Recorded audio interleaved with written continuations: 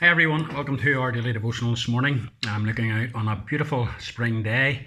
It's the 2nd of April that this is being recorded, and it really looks like spring's on the way. However, my wife tells me that over the course of the next 3 days it's to get very cold and also the possibility of snow. Hard to believe. Anyway, welcome to this daily devotional. I want us to go to Genesis chapter 3 and verse 6 this morning, where we read these words. When the woman saw that the fruit of the tree was good for food, and pleasing to the eye, and also desirable for gaining wisdom, she took some and ate it. She also gave some to her husband, who was with her, and he ate it. The woman and man in the Garden of Eden had been told by God that they were able to eat anything from any tree in the garden. We don't know how many different varieties there were, but one thing's for sure, there was an abundance of provision for them. They couldn't have wanted anything more. God had said there was one tree in the garden that they were not allowed to eat of, and that of course was the tree of the knowledge of good and evil. It wasn't that maybe that fruit was any different than the other fruit.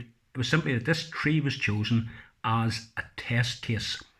A test as to whether or not mankind would obey God.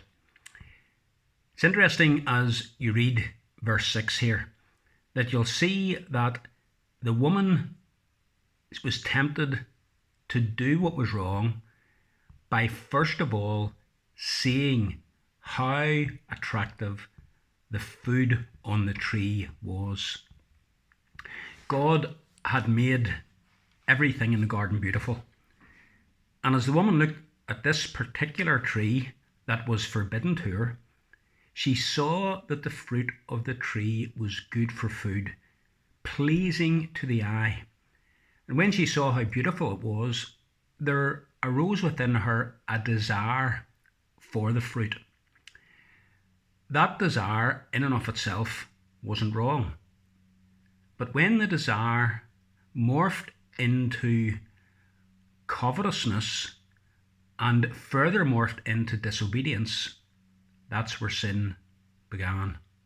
She desperately wanted what God had forbidden her to have, so much so that she took steps to ensure that she got it. You know, folks, an awful lot of sin that we and other people commit begins by allowing sin in through what John Bunyan called the eye gate. Watching and looking at things that we desire and for whatever reason cannot have.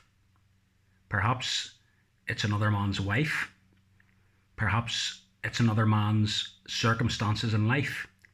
He has a beautiful house, couple of cars, lovely family, children who are so obedient.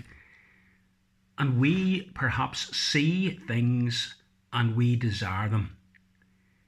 When desire crosses over the boundary into covetousness, that is a sinful craving for something that we have seen and desired. And when covetousness goes beyond the thought life into action, we have committed sin against God. And so a man sees someone other than his wife, a woman sees someone other than her husband.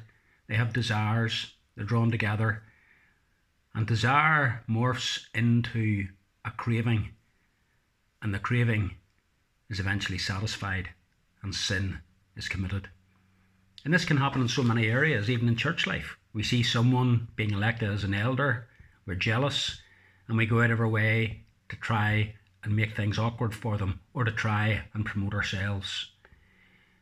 The woman saw that what God had forbidden was good for food, pleasing to the eye, and she took some and she ate it. We need to guard our eyes. The psalmist says, "Turn now away my sight and eyes from viewing vanity."